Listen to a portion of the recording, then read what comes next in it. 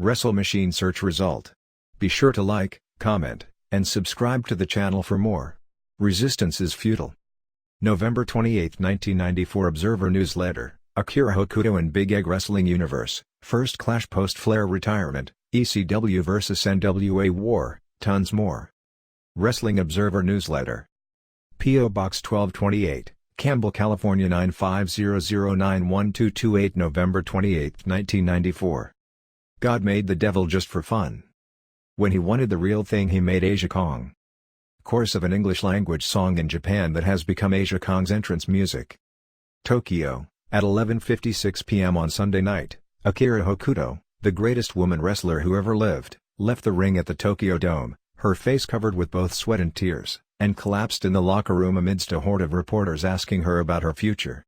It will no doubt be remembered as the pinnacle moment of not only her career, but that of her sport. 5 years earlier, it looked like that sport had its last big hurrah, its first and what figured to be its last $500,000 house the day the music died, so to speak, at the Yokohama Arena, signifying the retirement of its most popular performer ever, Chigusa Nagayo. Soon after, it lost its weekly Saturday afternoon television time slot. It was relegated to a monthly slot in the middle of the night, and with no charismatic superstars left, the teenage girls that were the fan base grew up and left pro wrestling behind. But it was a temporary lull, re-emerging just 2 years later with a new appeal, with new stars and with an entirely new audience demographic that would have never considered watching it before. They would have dismissed it, despite the quality of the matches being the best anywhere, as entertainment aimed at schoolgirls, which it was. But when it re-emerged, it built to a level larger than anyone's imaginations at the time could have ever conceived of.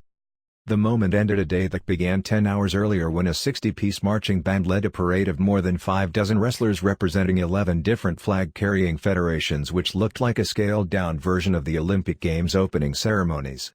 A day that can be best described by one word: staggering. Big Egg Wrestling Universe, as the show was called, set a production standard for the industry that not only broke new ground, but in 10 hours set the evolutionary clock of the industry ahead by 10 years.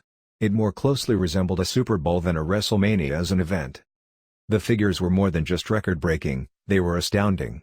It was more than just the 42,500 fans, which more than doubled the all-time record for a women's wrestling show that held up for 53 years, 19,000 fans for a match between Mildred Burke and Elvira Snodgrass in 1941 in Louisville.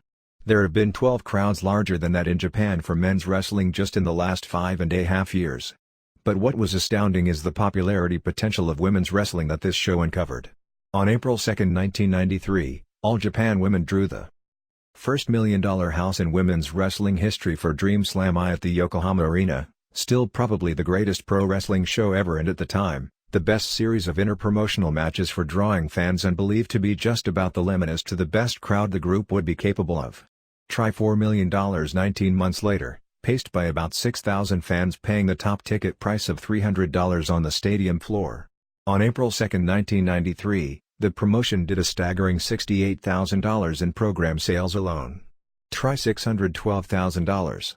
Add what could have been close to, if not exceeding, another 7 figures on other gimmick sales, throw in eventual commercial videotape revenue, between $1 and $2 million, network television rights and corporate sponsorship fees, in excess of $1 million, and you're talking about, when all is said and done, gross revenues that will end up in the $8 million range. You're talking WrestleMania gross revenue, but achieved without the most lucrative arm of the WrestleMania revenue stream, the pay-per-view end. Staggering described more than just the business aspect. To say the ring entrances were the most elaborate in the history of wrestling wouldn't begin to do the show justice. The wrestlers came out from a curtain on a sound stage in the baseball stadium outfield. The sound stage stretched nearly from foul pole to foul pole, blocking out some 14,000 outfield seats from being able to be sold. There were the usual explosive and pinwheel fireworks entrances.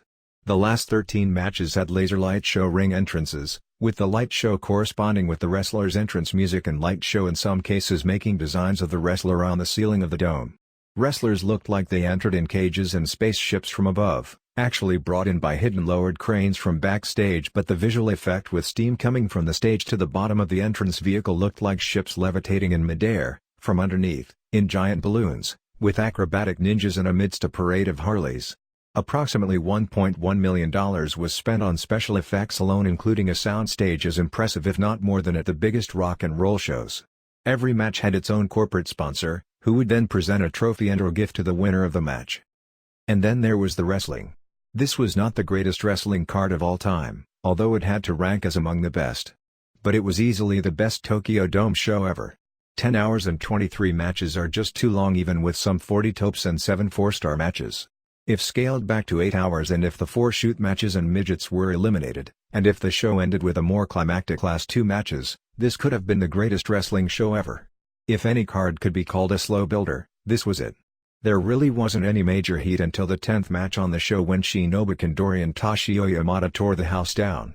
From that point things were off and running from 4:45 p.m. until 11 p.m. with one great match after another, with one 30-minute intermission at 6:30 p.m. and a second opening ceremony, this time for the 8 participants in the tournament only. Amazingly enough, there was still excellent heat 9 hours in, up through the Asia Kong vs Dynamite Kansai V-Top Woman Tournament semi-final match, but the crowd got tired by 11 p.m., the majority having been there from the start.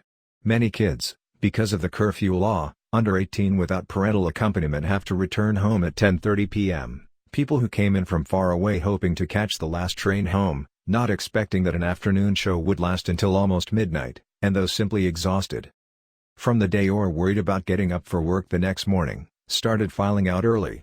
There appeared to still be 35,000 in the building at 11:20 p.m. when the ring introductions for the final match began. So it'll have to settle for being the greatest wrestling spectacle. Originally this show was to be Hokuto's retirement show, as throughout the year they had advertised the promotion's 3 biggest cards of the year: March at the Yokohama Arena, August at Budokan Hall, and this show would be the Dangerous Queen Final Countdown. In the rough and dangerous world of Japanese women's wrestling, Hokuto was in many ways a symbol of the lifestyle of the participants and the promotion. Starting as a pro under her real name of Hisako Uno just before her 18th birthday, she was respected almost immediately as being a standout among the many good athletes in the promotion that entered the sport in the midst of the Crush Gals phenomenon. Even without a special look or gimmick, she teamed with Yumiko Hata to win the WWA World Tag Team titles from Leilani Kai and Judy Martin at the age of 19. But less than 2 weeks later, on April 27, 1987, it was over, not just the tag title reign, but apparently the career. She took a tombstone pile driver off the top rope for the second fall finish, the first and last time such a move has been done in the AJW ring, since it resulted in a broken neck. Even more than her ability, where she gained her reputation was in guts. The broken neck came during the finish of the second fall of that match. She got up, literally holding her head in place with her hands, and went through all her high spots, blocking out the pain, and worked the entire third fall. But it was about 1 year later before she could return to the ring, returning with bleached blonde hair under the new character of Akira Hokuto, taking the first name of the most popular male wrestler in Japan at the time. Although she was quickly regarded as the best worker in the group, it wasn't until years later when the fans caught on to her, largely because of her frequent injuries resulting in ribs, shoulders, elbows and knees being taped in place, often at the same time. The Mummy having incredible matches week after week tends to eventually get noticed. She broke her back before a major show, and was back in main events 2 weeks later. After a broken neck, everything else was child's play. It was Dream Slam I and her match with Shinobu Kandori that established her as the group's biggest star in what was to be her final year of her career. While on tour in Mexico earlier that year, she got engaged and later in the year married to a Mexican wrestler who goes by the name Mascara Magica, and was moving there permanently at the end of 1983. But the Kandori match, which set so many records, also established her, when pushed in a key match, as the biggest drawing card in women's wrestling at the time, perhaps in its history, a status cultivated through the remainder of 1993 and through 1994. Over the past month or so, the promotion stopped all hype regarding the show being Hokuto's retirement match. She, under a mask as Reina Jubuki, had won the CMLL Women's Championship, and it became well known she was going to continue her career in Mexico, where some had labeled her the Michael Jordan of women's wrestling. It was announced after the show that Hokuto would return to Japan for 1 or 2 major matches in 1995, including a return fall engagement at the Dome. Hokuto, 27, was presented as the show star, winning the V-Top Woman Tournament, the main draw of the card, and new title belt to represent the top champion of all women's world champions. Hokuto pinned longtime rival Kong in the finals. The way the publicity for the show was done and the way the crowd reacted, anyone else winning would have been both a surprise and a disappointment to the crowd. While all the major stars were over to a degree, she was clearly the star. While it was the pinnacle of Hokuto's career as far as being the key wrestler to draw the record house and being awarded a championship emblematic of her status as the best in the world, regardless of organization, there was disappointment in that it wasn't her finest hour in the ring. Saddled with the two weakest wrestlers in the tournament, LLPW's Eagle Sawai and FMW's Combat Toyota, in her first two matches, and then with a tired crowd in a story match with Kong in the finals, her three bouts were the only tournament matches not to reach 4 stars. The virtual consensus was the best match on the show was Kong's match with Manami Toyota in the tournament first round at 5 stars star, with another first-round match of Yumiko Hata vs Toyota shocking everyone as its closest rival and Kong vs Kansai third. The match of U.S. significance was second from last, with Bull Nakano winning the WWF Women's title from Alundra Blaze, also known in Japan as Medusa as all the women in their interviews were calling her by her old ring name. Coming on after 11 p.m. and following Kong Kansai with the spent crowd was tough enough, but being asked to work American style so as to provide something different on the show made it even tougher. The Nakano Blaze match was virtually identical to their regular WWF house show matches, which are usually one of the two best matches on most shows, but paled in this company. Nakano kicked out of Blaze's German suplex finisher and wound up winning with a leg drop off the top rope in 9:27. After the match, Nakano told fans she was returning to the United States and would stay through September of 1995, and asked fans to remember her when she returned. In locker room interviews, Nakano said she wanted to defend her title against Kyoko Inoue in Japan next year on a big show, most likely March 26 at Yokohama Arena, most likely 1 week before the expected title change back. The card also featured a men's 6-man tag match with the stars of Michinoku Pro Wrestling doing their typical house show main event match, a Miss Wrestling Universe tag team match between 4 of the prettiest women in Japanese wrestling, one of whom, Takako Inoue, had his softcore porn picture book released by The Office earlier in the week selling like crazy at the souvenir stands hyped by Summer Risque magazine shots and several different mags in the month leading up to the show. The debut of Blizzard Yuki, Saki Hasegawa, a masked female martial artist as a cross-marketing gimmick of a character that will be released this coming week as a comic book figure that will also be part of computer games animation and perhaps as a television cartoon character, a Legends tag match featuring Jaguar Yokota, the pioneer of this style of women's wrestling, and 4 shooting fights, 2 under amateur wrestling guidelines, 1 under shoot boxing rules and another under kickboxing rules. The opening ceremonies saw not only all the wrestlers on the card, but many not on the card dressed in matching sweat outfits with company and sponsor logos, mascots and flag carriers with the various promotional insignias coming out for All Japan Women's Pro Wrestling, AJW, JWP, LLPW, FMW, GIA Japan, Michinoku Pro Wrestling, World Wrestling Federation, EMLL, Shoot Boxing, All Japan Female Wrestling Federation, Amateur Wrestling, and the Women's Amateur Wrestling Association from France. 1. Chaparral Osari, AJW, and Bomber Hikaru, GIA, defeated Hiromi Yago, JWP, and Hiromi Sugo, JWP, in 6:53. Osari backflipped her way around the runaway coming to the ring. She was pretty much the highlight of this match, doing 2 of her backflips across the ring into mule kicks spot, kind of a backward version of Muto's handspring elbow. Highlight was the best gymnastic move of the show, leaping off the top turnbuckle to the floor as if doing an Orihara moonsault to the floor, but doing a full twist in midair before crashing onto her 2 foes. Osari pinned Sugo by coming off the top rope and turning around in midair and hitting her with a backwards dropkick. 2.5 stars. 2. In a midget handicap match, Great Little Muta, Little Frankie doing the gimmick, and Buddha Jinjin, normally Little Buddha Man doing a Yone Jinjin / Missing Link gimmick, defeated Tsunakake X in 4:44. Muta, who blew the mist at the bell, did comedy spots including being spun around like a top on his head and also a midget version of the handspring elbow. One comedy spot saw Jinjin and Muta team together to do the Quebecers / Fantastics flip-off top finisher, but Jinjin flipped Muta way short on purpose, causing him to land on his head. Muta made Tsunakake submit to the STF. After the match, the representative for the sponsor of the match, who looked quite a bit like Keiji Muto, came out wearing Muta face paint. 3/4 1 star. 3. Kandi Akutsu, JWP, retained the Japanese Junior Championship beating Ri Tamata, AJW, in 8:52. Akutsu, who was only 18, is the best of younger wrestlers in Japan and is obviously a great athlete, but she lacks in height, 5'0", which will forever be a handicap in reaching headliner status. At one point she ran across the ring, up the ropes and did a plancha to the floor all in one motion. Tamada came back with a plancha of her own off the top rope. They went back and forth with near falls at the end with Akutsu pulling off some nice moves, finally winning with 5 German suplexes in a row. 3¼ stars. 4. Suzuka Minami, AJW, pinned Kaoru Gia, in 9:35. Both women looked really good here with smooth spots and transitions back and forth. Minami hit a tope in the first minute. At another spot she was on the top rope and Kaoru slapped her so hard she fell to the floor and Kaoru came off the top with a plancha to the floor. Back in the ring Kaoru jumped to the top rope in the middle and did a springboard moonsault for a near fall but missed a second. Minami got near falls with 2 power bombs and they went back and forth with big moves and near falls. Finish saw Kaoru go for a moonsault but Minami got her knees up and Kaoru crashed, selling her stomach. Minami scored the pin with a power bomb. 3½ stars. 5. The first of 4 shoot matches saw Kumiko Maekawa, AJW, win a kickboxing match over Sugar Miyuki, an inexperienced female kickboxer, via decision after 5 2-minute rounds. Fans saw this as an intermission.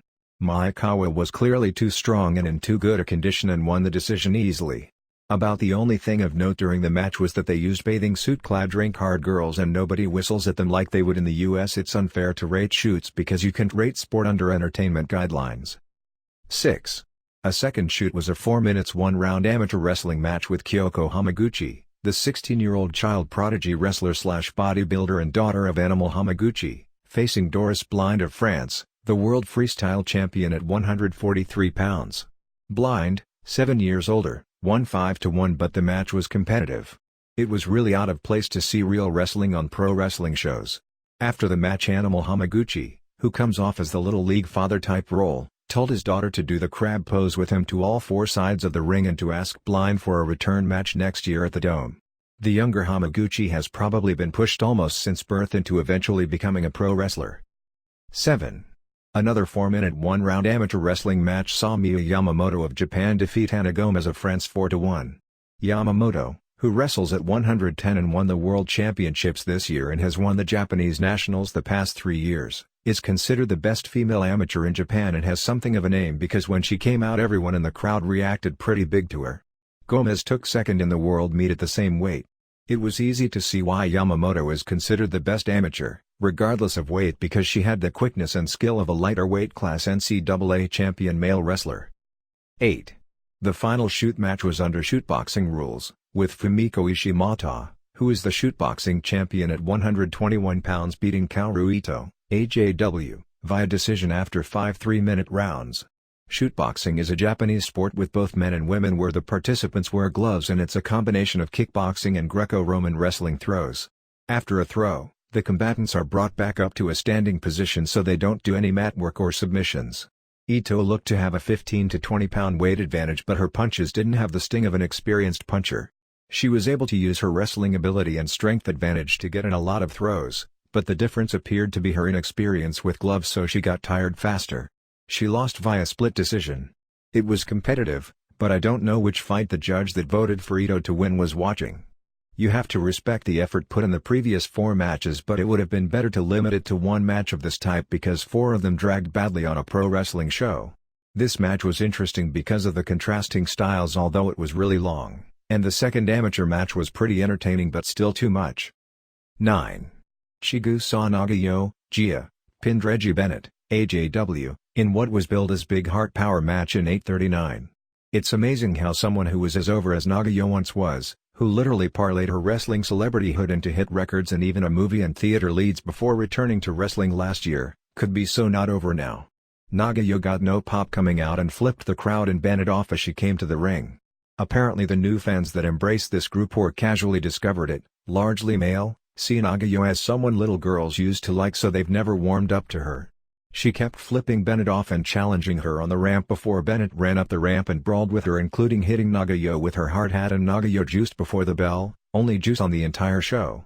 At the bell Nagayo hit a powerbomb and Bennett rolled out of the ring. Nagayo then came off the top with a crossbody to the floor. There were a few girl fans reminiscent of days past shrieking Chigusa, Chigusa while waving the glow sticks that were a trademark of Korakuen Hall in the mid-80s. They just started to pick things up, trading big moves when Nagayo schoolboyed Bennett for the pin. Finish was flat because it wasn't supposed to be the finish.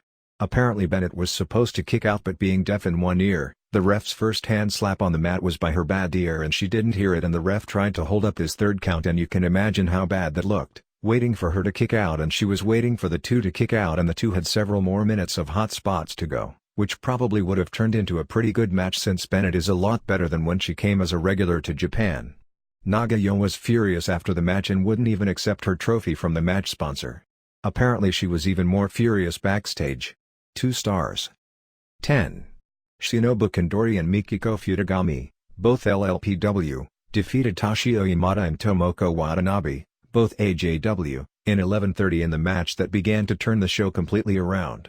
Billed as the All Japan vs LLPW Survival War, Yamada and Kandori were the story of the match and got great heat, both picking on the two weaker girls and building up heat for spots between the two of them, with the crowd really into Kandori as much as almost anyone on the card because of her tough submission expert image. Watanabe did a crossbody off the top onto Kandori on the floor. Yamada tagged in against Futagami, put her out with a sleeper, dropped her and kicked her into the corner, daring Kandori to tag in. They got huge pops trading submissions and Yamada using really stiff kicks including to the face. It was the first great match on the show, ending when Yamada came off the top rope, but Kandori sidestepped her and caught her in the Fujiwara armbar for the submission, which got a big pop since everyone knew that Futagami and Watanabe were the ones in the match to do the job. Yamada and Kandori got into a pull-apart after the match and they built up great heat for an eventual singles match down the road between the two, even with a clean submission finish. 4 stars. 11. Etsuko Mita and Mima Shimoda, both AJW, retained the Iowa, Mexico City version, World Tag Team titles, beating Yasha Kurenai and Michika Nagashima, both LLPW, in 15:36. Mita and Shimoda were the first to come up to laser light shows. Mita and Shimoda are a great team, but the LLPW girls weren't in their league, so it held the match back as compared with their usual Korakuen Hall tag matches. Still, they did all their trademark spots, including the Shimoda springboard plancha immediately followed by a Mita tope. Finish saw Mita got Kurenai on her shoulders in airplane spin position and drop her sideways onto her head like a pile driver called the Death Valley Driver, for the pin. 3.5 stars. 12. The Legends Memorial fight saw Jaguar Yokota and Bison Kimura go to a draw with Lioness Asuka and Yumi Ogura in a match of retired wrestlers. The match was supposed to have a 10-minute time limit, but the Japanese, who are usually sticklers for accuracy of time, pretended time was short, shading it the other way and giving them an extra minute. Yokota, 33, was the first of the Japanese women who was a better worker than the men.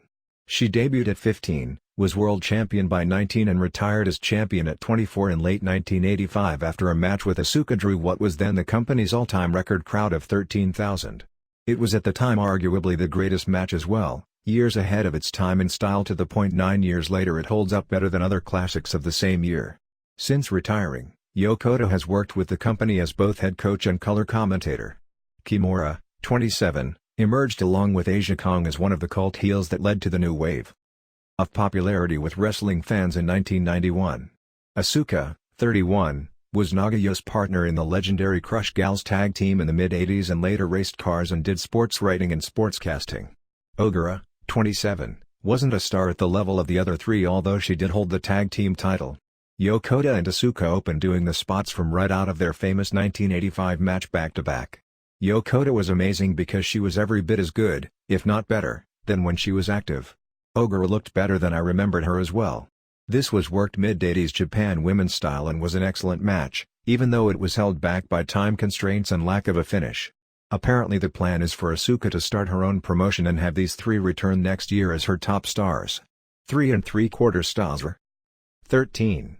Blizzard Yuki, AJW, pinned Mariko Yoshida, AJW, in 12:03. Yoshida came out in all things, a Jerry Lawler king robe and crown. Yuki had the most elaborate entrance of the show. 4 gymnast ninjas dressed up as Blizzard Yuki came out first, doing somersaults and backflips and martial arts poses. Then a cage with another Blizzard Yuki came down from the sky at about 15 to 18 feet above the floor. She jumped out, although apparently it was a stuffed mannequin Blizzard Yuki. When it crashed onto the floor, fireworks exploded. At this point, the real Blizzard Yuki came from under the stage. Ironically, even though this was an excellent match, it didn't accomplish its objective of getting Yuki over as a new superhero. Instead, it was Yoshida who got over big.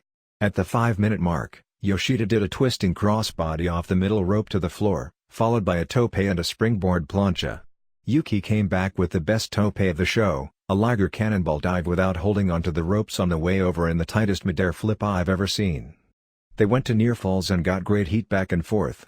Yuki did a turning somersault splash off the top rope for the pin. 4 stars. 14.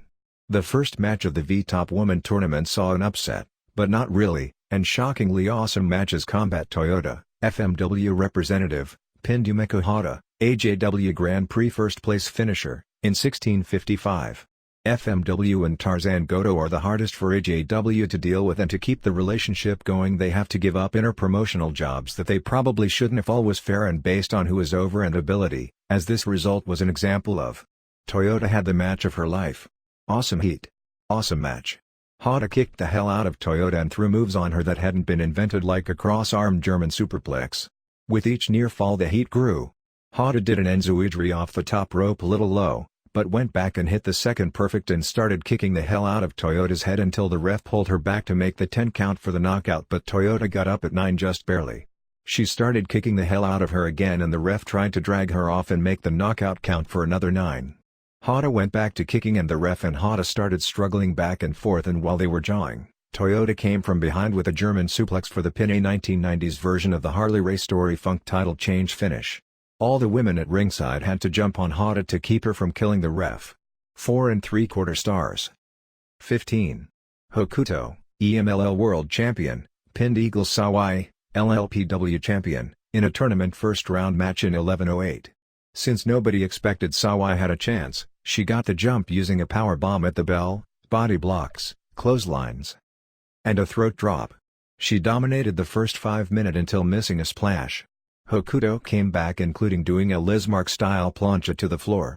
At one point Sawai, who weighs like 220, did a dropkick off the top rope that looked great. After near falls back and forth, Hokuto hit the Northern Lights bomb, but Sawai kicked out. As she went for a second, Sawai got a surprise cradle for a near fall. Hokuto then hit another Northern Lights bomb for the pin. 3 1/2 stars. 16. Kong, AJWWWA World Champion, pinned Manami Toyota, AJW EVA Champion, in 17:19. Match of the Year candidate. Toyota got battered and would come back with her flying moves. Among them were a reverse springboard crossbody. Kong threw some of the most brutal punches and kicks to the face and back. She did a twisting power slam off the top rope and went to a crab, but Toyota made the ropes. Kong picked Toyota up over her shoulder and ran across the ring and squashed her on the buckles. She picked her up again, carried her out of the ring onto the ramp, then did a wind sprint on the ramp, ending with a reverse power slam on the ramp. After Toyota kicked out of a pile driver, the place popped huge. She kicked out of a second pile driver and a backhand punch. Kong went to the top rope, but Totoya got up and drop-kicked her to the floor and hit a springboard plancha. Toyota then got on the top rope and did a dropkick off the top to the floor. She then grabbed a table and bit Kong on it and slapped her silly. Toyota then ran across the ring and did a springboard into a splash onto Kong, with both going through the table, which drew the biggest pop thus far on the card. Toyota in the ring hit a moonsault for a near fall, then an ocean suplex for a near fall, but Kong came back with a German suplex and powerbomb for near falls. After a splash off the middle rope and another powerbomb, Toyota kicked out twice more. Then came another move that I have never seen before. Kong was on the top rope backwards to do a falling elbow, but Toyota scooped her legs. So Kong is sitting on the top turnbuckle backwards. Toyota went up and did a Frankensteiner off the top rope, somehow flipping Kong over backwards and landing on her in a Japanese rolling crotch cradle for a great near fall. Apparently she's done this before, because the minute she set it up people were screaming backwards Franken Toyota, which must be the name of the move. Toyota went for another moonsault, but Kong got her knees up. They went back and forth with more near falls until finally Kong used the STD, vertical suplex, dropped into a tombstone pile driver Steiner death driver, and got the pin. Kong was in the ring crying from emotion and exhaustion after the match while Toyota was carried out of the ring. 5 stars star. 17. Dynamite Kansai, JWP representative, pinned Kyoko Inoue, AJW, in 17:39 of a first-round match. Inoue was originally going to have a mixed match with Lucia Raucher of Holland in a wrestler versus kickboxer match. Apparently Rauker, who holds WKA, ISKA and IWA World Championships in kickboxing and is considered the best woman kickboxer in the world, first withdrew because this was going to be a work. This turned into a WCW-like situation. They announced she was trying to learn wrestling and sparring with Gracie submission students and one locked her ankle so she wouldn't be able to appear. About a week before showtime, they put the deal back together as Rauker apparently agreed to work, so they announced she was back in and the ankle had healed. It then fell apart again. I don't know for sure why, but speculation is because Rauker didn't want to lose in a work, so all of a sudden the ankle was bad again. It was all for the best as the day of the show they announced that Inoue would be put into the tournament for a first-round match with Kansai, who originally had a bye. It was tough following the previous match, but they more than did so. Inoue was great here, doing all kinds of fast moves. Actually, they went back and forth with great moves and super heat, and a lot of near submissions and rope breaks.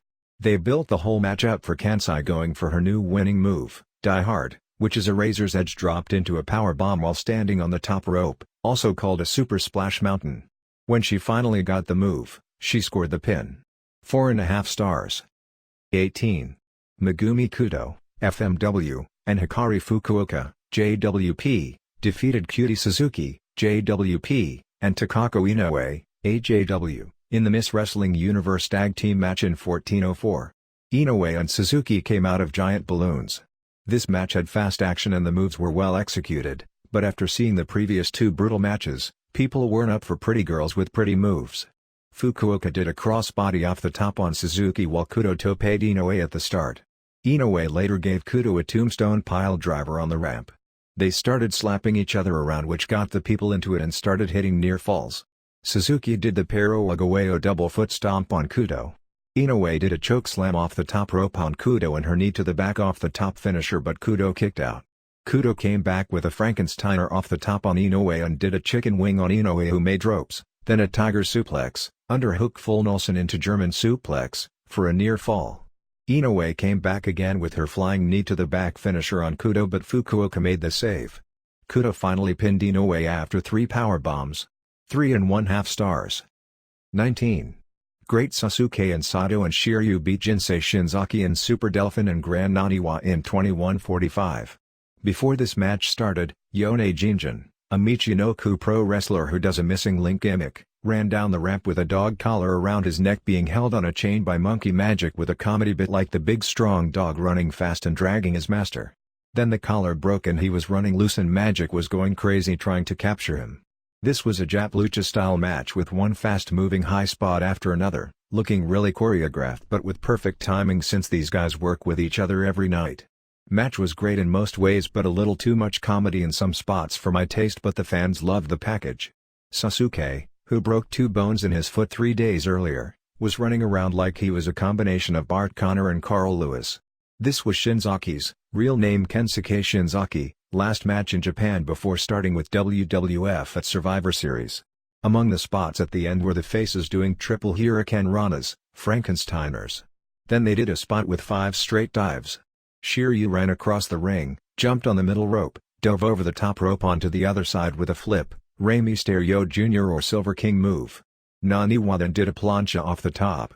Sato then ran across the ring, climbed up the rope and came off with the flip plancha off the top, all in one move.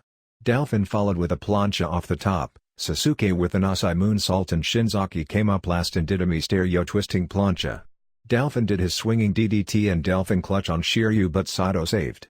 Shiryu and Sato then did a double tope with a flip, Blackman move, on Delphin and Shinzaki, while in the ring Sasuke pinned Naniwa with a Niagara driver.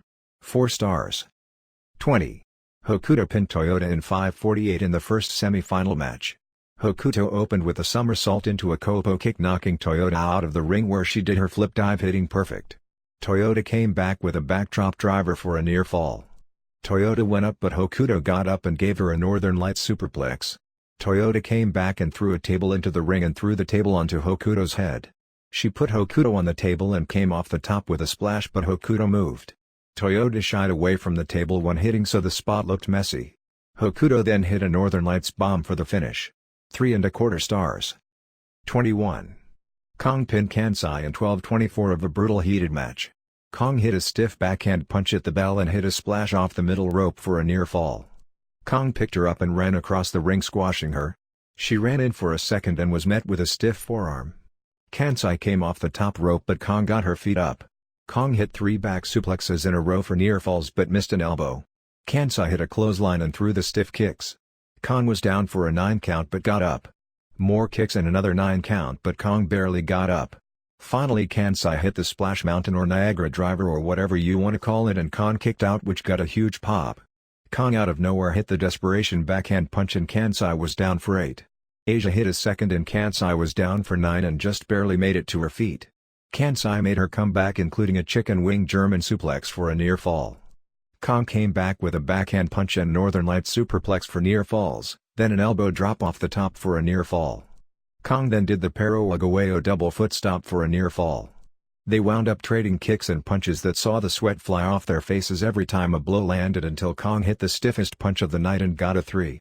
This was the first result that really shocked me since they had met twice before in singles matches and Kong had won both times so it looked to be Kansai's turn, but it didn't go that way. 4.5 stars. 22. Nakano, AJW, pinned Blaze, WWF, in 9:27 to capture the WWF Women's title. Blaze came out with 14 bikers on Harleys carrying a U.S. flag. They had a tough act to follow and it was after 11 p.m. and the previous match was just about all anyone could handle. They worked American style in an attempt to be different and it was good American style. Crowd was totally dead until the finish when Nakano won. There was no great crowd pop for the title change or post-match when Nakano was awarded the title. 2.25 stars. 23. Hokuto pinned Kong in 2024 to win the tournament. Kong came out in what visually looked like spaceships with major fireworks displays and the most elaborate laser light show thus far. Hokuto came out with this robe with her mask and 2 little masked Hokutos. They traded big moves from the start going out fast with near falls going back and forth and brutal kicks and submissions. Kong threw Hokuto over the top rope to the floor and went for a tope but Hokuto moved. Hokuto did another perfect flip dive onto Kong who sold a knee better than anything I've ever seen.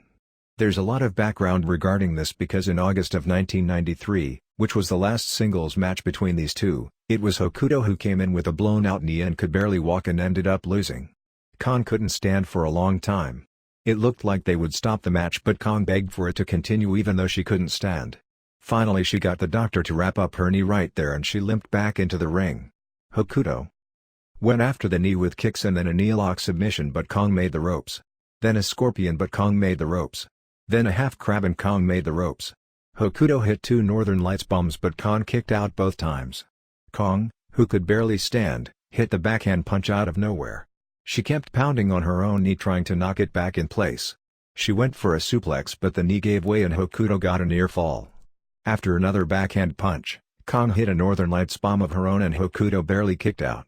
Asia then went to the middle rope and missed a splash and was literally crying in the ring from the pain.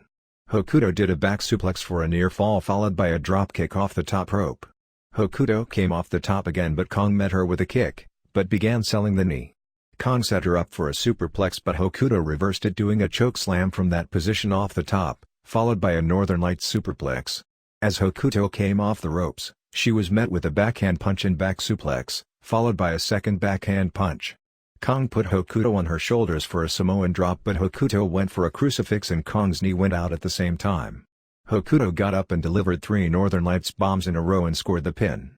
This match because of the story would have been better than 4 stars almost anytime anyplace but at this point the crowd was so dead it fell short because of lack of crowd reaction to the story. Both women cried on each other's shoulders after the match. Kong said that since she was pinned clean that she doesn't consider herself a world champion and took her WWWA belt and gave it up. Hokuto was presented with the new belt and addressed the crowd, which by this point was down around 20,000, pretty much saying that she'd come back from Mexico next year for the Dome show. 3.75 stars. 6 star 6 star 6 star 6 star 6 star 6 star 6 star 6 star 6 stars 5 stars star. Clash of Champions. Thumbs up 14.07. 4%. Thumbs down 166, 87.4%. In the middle 10.05. 3%. Best match poll. Vader vs Dustin Rhodes 129. Worst match poll. Jim Duggan vs Steve Austin 71. Hogan and Sting and Dave vs Kevin and Butcher and Avalanche 50. Johnny B. Bad vs Honky Tonk Man 26. Shoot Fighting 3 Final poll results. Thumbs up 120, 98.4%. Thumbs down 2, 01. 6%. In the middle 0, 00. 0%. Best match poll. Nobuhiko Takada vs Gary Albright 51. Nelson and Laddick vs Sakuraba and Kakihara 32. Worst match poll. Tom Burton vs Hiromitsu Kanehara 22. Billy Scott vs Yoshihiro Takayama 21. Zhang Yevon Berkovich vs Enjio Insano 10. Based on phone calls, letters and fax messages to the Observer as of Tuesday, November 22. Statistical margin of error, plus-minus 100%. Because of being out of the country, I wasn't able to see the November 16 Clash of the Champions from Jacksonville. Judging from phone line messages and letters, it wasn't as if there was much of substance on the show with the exception of the Vader vs Dustin Rhodes match. The show was the first real test of the Hulk Hogan era, the era minus Ric Flair. While losing Flair hurt the quality of the show, that was a given going in. The real question this show was to answer was going to be answered by the ratings. The Clash drew a 3.6 rating and 5.4 share, good for 2.22 million homes.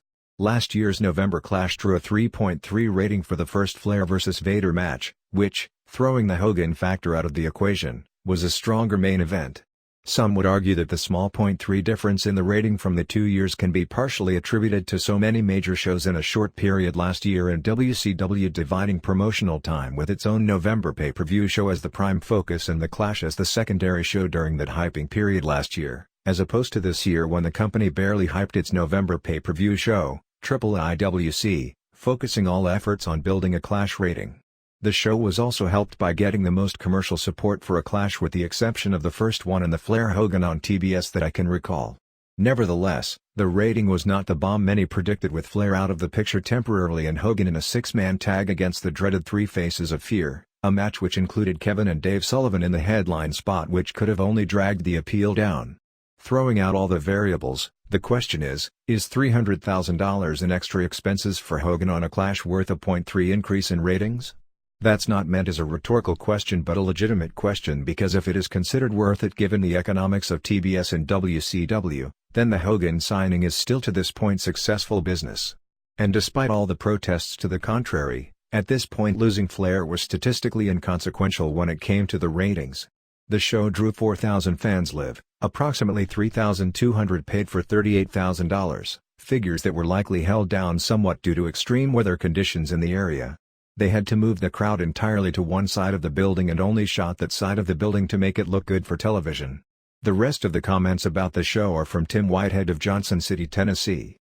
The Clash was pretty much a typical WCW show. There were a couple of good matches, one of which was very good. The rest of the show ranged from poor to mediocre. The crowd was mostly upbeat through the show and popped big for the key spots. The announcing work of Tony Schiavone and Bobby Heenan was average. Not any better than one would see on a typical WCW Saturday night show. Technically speaking, the show clearly set up all the top matches at Starrcade, but did so with such lame angles that it's difficult to believe this show will boost pay-per-view buys above the normal base of WCW fans who buy every show. 1. Marcus Bagwell and the Patriot beat Paul Orndorff and Paul Roma to regain the WCW tag titles in 9:20. Patriot put up his mask in this match. Orndorff worked the match with a blown-out knee that was believed would require surgery. He had missed about a week's worth of house shows, although the last word we're getting is he's not going to have the surgery after all. Prior to the match, Colonel Rob Parker claimed that his team of Arnold Anderson and Bunkhouse Buck had been guaranteed a title shot on the November 19 Saturday television show against whichever team won this match. That was actually taped on November 8 at Center Stage and they'll turn it into a tag title match in post-production. Bagwell and Patriot dominated the first half with some strong spots with Bagwell and Roma. Orndorff didn't seem to be slowed down by his bad knee. The heels took control when Roma dumped Bagwell over the top rope, which the cameras missed. Orndorff then rammed Bagwell into the rail. Bagwell got a brief comeback and 2 near falls, but Roma made saves. Roma and Patriot started brawling with Patriot tossed from the ring. Orndorff suplexed Bagwell. Roma went to the top rope but Patriot knocked Roma off the turnbuckles. Both Orndorff and Bagwell had their shoulders on the mat with Bagwell getting his up at 2. A solid opener with good heat. 2 1/4 stars. 2. Johnny B. Bad beat Honky Tonk Man via DQ in 6:14 to retain the TV title. Poor match but no worse than expected. Honky kept stalling claiming his hair was pulled. After 3 minutes, Bad messed up Honky's hair and sent him running. After the obligatory ref bump, Honky hit Bad with a balsa wood guitar for the DQ. 1/4 1 star. 3. Harlem Heat beat Nasty Boys in 10:55. In a typical WCW gaffe, as Heat came to the ring, the on-screen graphics identified them as Harlem Heat with Sensuous Sherry, giving away the storyline of the match beforehand. Shove on Knee mentioned the two were real-life brothers, drawing a comparison with the Briscoes and Andersons. The match opened with decent brawling and good selling by Heat, but it them slowed down. Heat looked pretty blown up and tried to use their portable phone.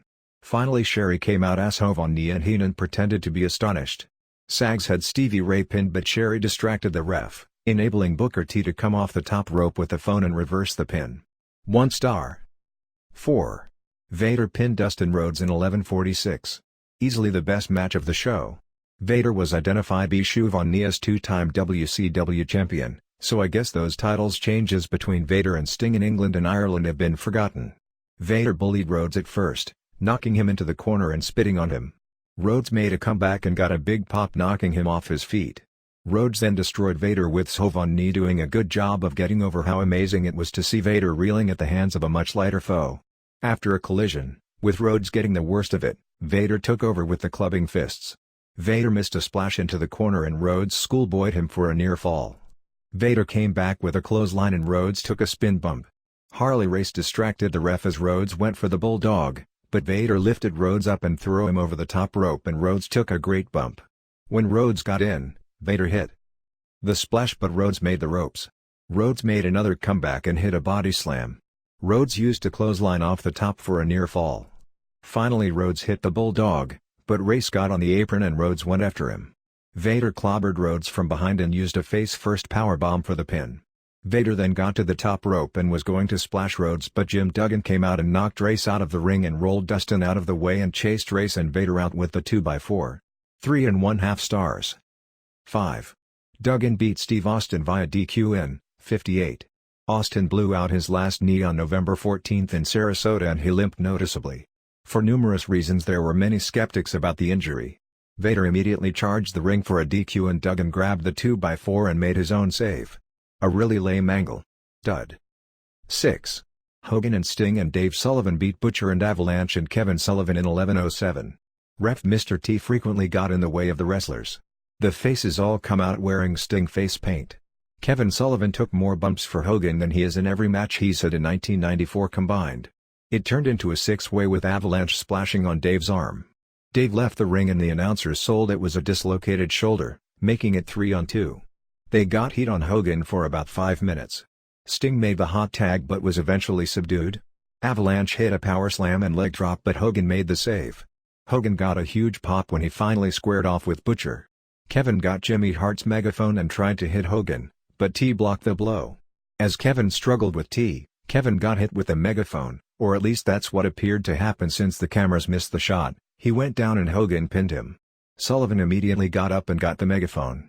Sullivan KO'd T while Avalanche blindsided Sting and hit the Avalanche drop, earthquake splash. Hogan slugged Kevin, who dropped the megaphone right in front of Jimmy Hart who made no effort to retrieve it. Hogan went after Avalanche but Sullivan hit him from behind with the megaphone and Hogan sold it big. Butcher put Hogan in a sleeper and Shove on Knee went nuts screaming how dangerous this was. Brad and Brian Armstrong tried to make the save but the heels got rid of them. Bagwell and Patriot were also turned back. Finally Doug Dillinger and others made Butcher release the sleeper as the announcers screamed about possible brain damage since the hold had been on for 4 or 5 minutes, destroying their own credibility since it was actually 70 seconds. Good heat but an incoherent muddled up match. 1 1/4 stars. 6 star 6 star 6 star 6 star 6 star 6 star 6 star 6 star 6 stars 5 stars star. The long talked about Philadelphia area wrestling war between Todd Gordon's ECW and Dennis Coralluzzo's NWA took place on November 19 with both groups coming off with successful shows. Coralluzzo announced an NWA tournament for Cherry Hill several months ago after Gordon and Booker Paulie dangerously swerved him and the NWA board by holding a tournament and then having Shane Douglas win, and having Douglas reject the title saying the ECW title was the only title worth anything. It started a war of words between the sides that in some ways has reached silly proportions because they are fighting over nothing, but it does give ECW hardcore fans another enemy promotion, as if they don't have enough already. By most accounts, the November 19th ECW show, which drew its largest crowd to date with 1,100 shoehorned into the 850-seat building, was one of their best shows in a string of hot cards. The Steve Austin injury, which due to the timing of it and the hatred between most in WCW with ECW, caused an awful lot of skepticism within ECW, particularly when WCW tried to send men to ECW to take his place the day before the show. The only reason WCW was cooperating with ECW for this and only this show, sending Pillman, Sherry, and Kevin Sullivan, was because it was an out-of-court settlement for WCW using the name When Worlds Collide. The sides reached a compromise with Brian Pillman, who dangerously had wanted from the start more than anyone in WCW except Austin, and WCW had refused to allow him to use. Pillman and Douglas, managed by Sherry Martel, lost to Ron Simmons and Too Cold Scorpio in the main event when Simmons pinned Douglas after Sherry accidentally hit Douglas with her shoe. After the match, Pillman took the sweater Sherry was wearing off and underneath she was wearing a Ric Flair t-shirt, and Douglas after the match pile-drove Sherry and called her a slut and made all his Ric Flair remarks. Across the river in Cherry Hill, New Jersey, the NWA Heavyweight Tournament drew 625 fans, with Chris Condito winning by pinning Tracy Smothers after hitting him in the head with a chain as Smothers went for a back suplex. Most reports are it was also a strong show, largely revolving around SMW talent, with only 3 weak matches out of 11. Security guards were wearing ECW Sucks t-shirts at this show, while at the ECW show, in the opener they had Steve Richards and JT Smith vs Chad Austin and Hack Myers. Austin grabbed the house mic and said after the match he was going across the river to see some real wrestling, so the other three all jumped him and beat him up. Nothing against Condito's work, since he's one of the best new wrestlers in the business and will probably be among the elite workers in the United States within a short period of time, but having him as NWA champion at this point in time pretty well kills the title as far as being recognized anywhere as a legit world title. First off, his main job is working for SMW, and unless they join the NWA and recognize Condito as champion, you'll have a world champion who isn't even recognized as such within his own promotion. Condito isn't a national name like even a Terry Funk, who at least could be booked most weekends on indies and at least give the impression he is a traveling champion to give the belt some credibility. Of the guys in the tournament, he was probably as good a choice as any. Jerry Lawler has the national name but obviously wouldn't be a good choice as NWA champion right now. But the problem is they didn't have a current-day world champion reputation caliber wrestler in the field. Jim Crockett, who was not at the show but still calls his promotion NWA, won't recognize this title, and there is talk he'll create his own title, although legally he won't have the right to call it NWA World Heavyweight Champion since the majority vote of the board picked Condito, and the NWA title is a legally registered title controlled in the bylaws by the board. 6-star 6-star 6-star 6-star 6-star 6-star 6-star 6-star 6-star 6 stars. AAA became the second foreign promotion to run a tour of Japan this past week, playing to similar type results as the first foreign promotion to do so, the WWF, this past May. As of Sunday, AAA had run 4 of its 5 shows, largely in small southern Japan cities, drawing 1,500 to 2,200 fans on 3 of the shows, and on its biggest show on November 18 at the Hiroshima Green Arena, it drew 4,000 fans in an 8,000-seat building.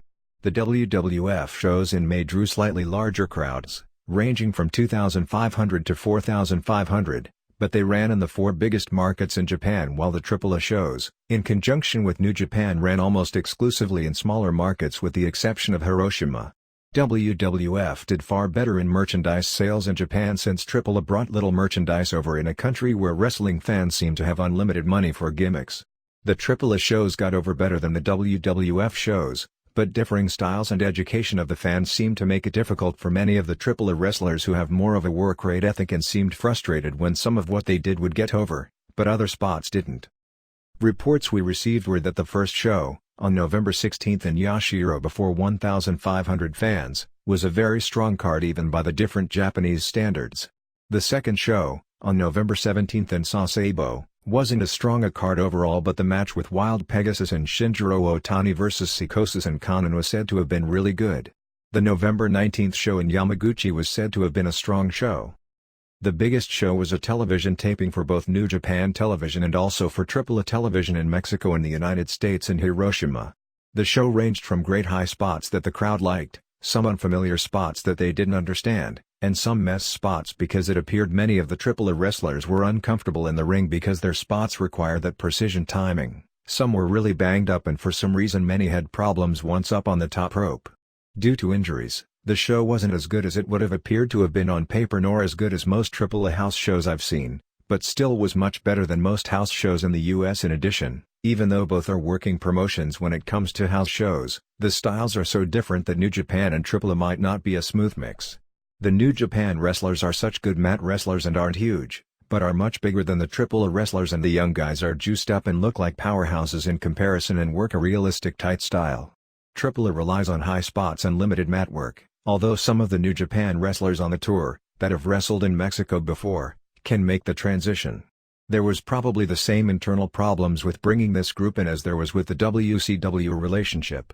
Riki Choshu, the New Japan booker, doesn't like foreigners to begin with, which is why New Japan does little to develop new foreign stars, let alone small foreigners, which most of these guys are.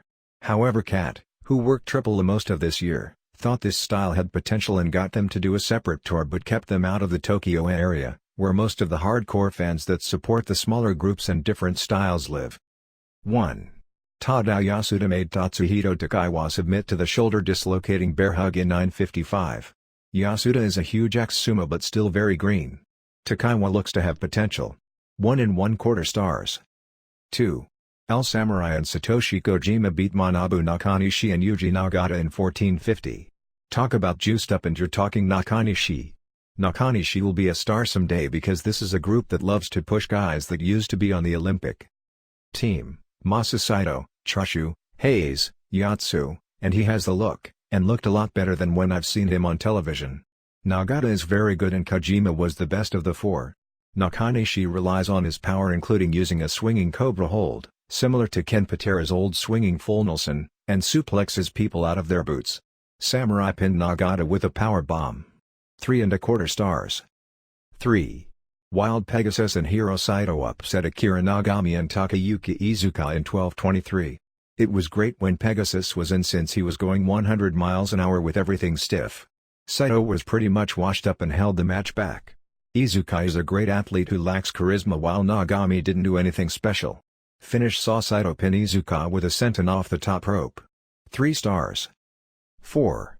Mini Black Cat, Espectrito, and Jurito Estrada beat Octagon Cheeto and Mascarita Sagrada in 14:37 under Japanese rules. Octagon Cheeto, who usually doesn't miss a move, was having footing problems with the mat and his knees seemed to be bothering him. The first 5 minutes they tried to work Japanese style, which all were inexperienced at.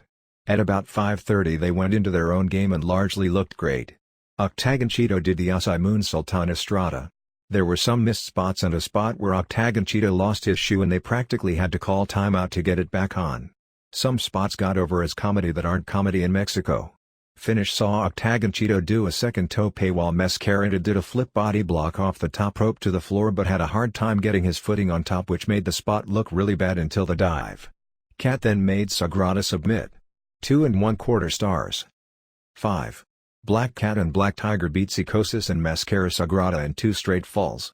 Psicosis, working as a face for the first time, looked great doing the face moves. They opened with simultaneous topes and Psicosis flying like a rocket far away from the ring. They tried to work New Japan style, which was easy for Cat and Tiger, but the other two never had. Cat gave Sagrada a back suplex which Sagrada took wrong and broke his collarbone badly and was screaming in pain. I've never seen anyone in wrestling legit scream in pain like this, and he ended up running from the ring 3 minutes in, which pretty well screwed up the planned match. He was hospitalized and I believe he suffered a broken clavicle and will be out of action for some time. They did a great job in a way since Psicosis got over great as a face since he's so much lighter than the other two. Cat won the first fall pinning him in 6:19 after a DDT. Second fall had strong heat, particularly when Psicosis would make his desperation comebacks. Finally Guerrero pinned him with a swinging DDT. 2 1/2 stars. 6. Gran Hamada and El Mexicano and Perro Aguayo beat Conan El Barbaro and La Parca and Blue Panther in a 1-fall match announced as being under Captain's Fall rules. This was a weird match in that everyone looked good but the match wasn't that heated, although it would have been a 4-star in the US or Mexico. Parca's comedy got over, Panther's mat work was great but got little reaction, Hamada knows exactly what to do and works hard, and Conan just destroyed everything in his path, working stiffer than I've ever seen him. Conan pinned Mexicano with the Niagara driver, making it 3-on-2. Arguello pinned Parco with the double foot stomp, but Arguello had a lot of problems with the ropes. It heated up with all kinds of near falls, and finally Hamada toped Conan, and when he recovered from that, Arguello toped him. In the ring, Hamada and Panther went back and forth until Hamada did the Frankensteiner for the pin in 1929. 3.5 stars. 7. Norio Onaga won what was billed as the UWA Junior Heavyweight title from El Hijo del Santo, making him a double world champion with the IWGP belt. Why? The actual belt he won wasn't the junior heavyweight but the welterweight title Santo had won from Karloff Lagarde Jr. earlier this year. Match was totally scientific for the first half. Santo does the pretty moves that get over in Mexico when you do mat work, but in Japan they look for stiff believable submissions, so some worked and some didn't. It picked up in the second half. Santo did a great tope and put on the camel clutch, but Onaga made the ropes. Onaga then did a tope through the ropes and hit a clothesline, and in taking the bump, Santo did something to his shoulder pretty serious. He was working the next day but he couldn't lift his arm. Pero Arguello kept spraying deep freeze on him, and Arguello and Hiro Saito went at it at ringside to distract from the fact Santo was hurting so bad. But typical Mexican wrestler, the next thing he did was a dropkick in the ring and a Santo dive out of it. When they got back in, Onaga threw some flying clotheslines and a German suplex for a near fall. Santo reversed Onaga's second German suplex try and was in position for one of his own when Onaga kicked him low. Onaga then delivered an elbow off the top rope for a pin in 1959. 3.25 stars. 8. Shinjiro Otani made Great Sasuke submit to an ankle lock in 1510. Sasuke had broken his foot in 2 places the day before and could not walk, but through psychology these two still had a great match. Sasuke still did a backflip off the top rope, landing on his feet and gutted out a few high spots.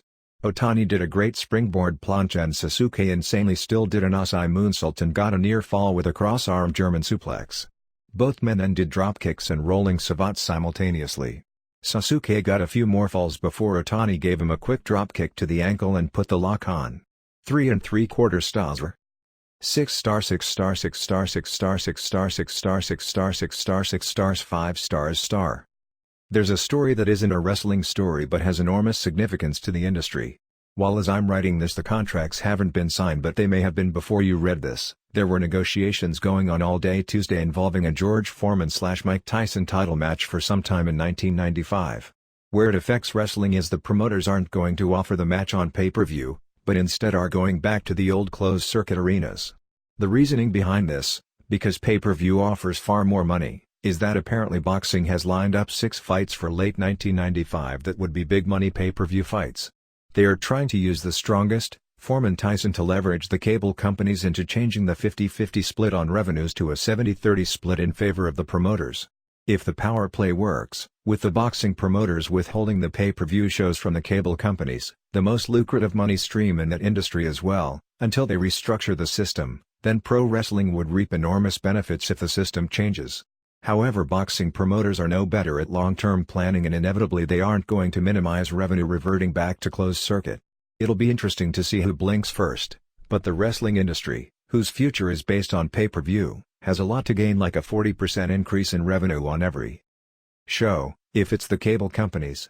Even a 60-40 compromise would net the wrestling industry millions of dollars in added revenue over the course of the year.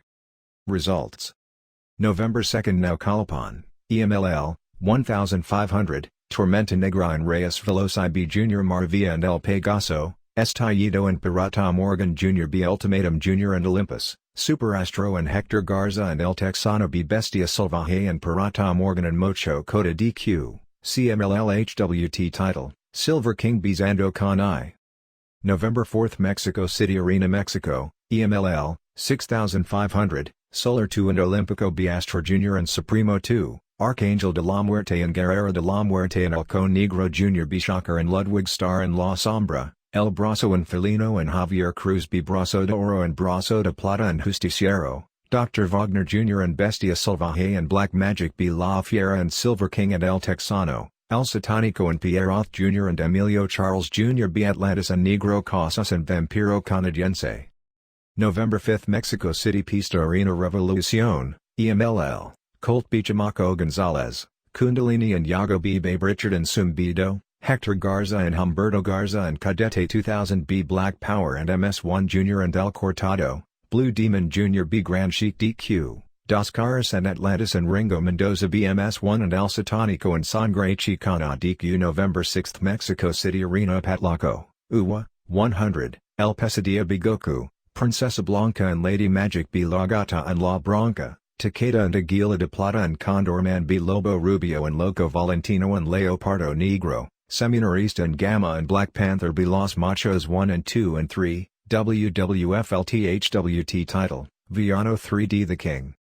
November 11 Moline, Illinois, WCW, 2500, WCW TV title, Johnny B. Bad D. Honky Tonk Man 2 stars, Dave Sullivan B. Kevin Sullivan DQ 3 stars, Nasty Boys B. Paul Roma and Gene Paul Levesque 3 stars, Guardian Angel B. Steve Regal 3½ stars, U.S. title, Jim Duggan B. Steve Austin DQ 3 stars, Cage match, Dustin Rhodes and Sting B. Arnold Anderson and Bunkhouse Buck 2¼ stars. November 12 Karlsruhe, Germany, WWF, Quang B. 123 Kid, Bob Holly B. Pierre, Diesel B. Fatu, Mabel B. Jeff Jarrett DQ, Smoking Guns B. Heavenly Bodies, Davey Boy Smith B. Jim Neidhart, WWF title, Bret Hart B. King Kong Bundy. November 12 Bremen, Germany, CWA, Steve Casey B. Danny Collins, Hiroyoshi Yamamoto B. Wolfgang Trenker, Ice Train B. Cannonball Grizzly Core, Tony St. Clair B. David Finlay DQ, Rambo B. John Hawk, Ulf Herman and August Smile B. Tattoo Samoa, Shiva AFI, and Legend of Doom.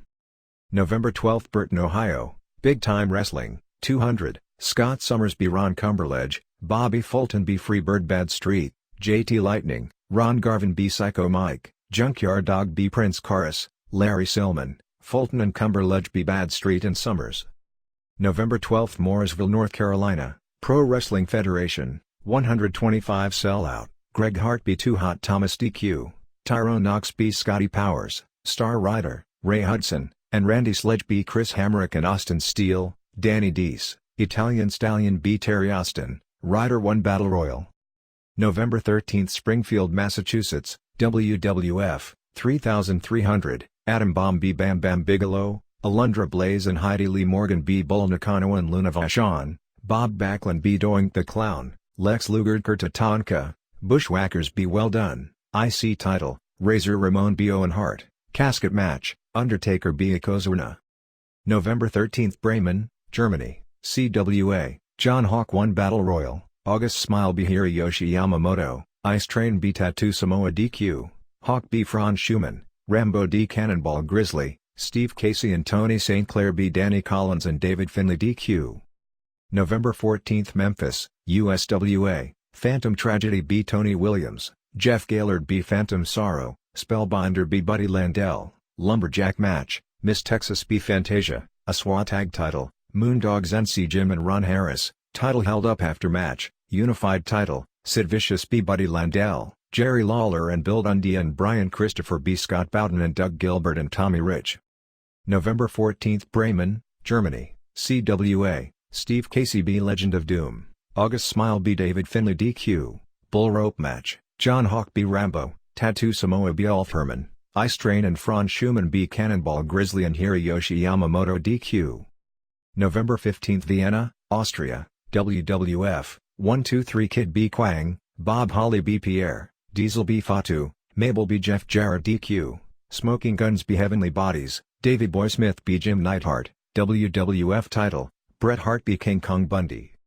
November 15 Kitagami, Michinoku Pro, 656, Daisuke Ikeda and Yuki Ishikawa B. Hanzo Nakajima and Naohiro Hoshikawa, Taka Michinoku and Super Delphin B. Shiryu and Sato, Great Sasuke and Yoshiaki Fujiwara B. Jinsei Shinzaki and Grand Naniwa.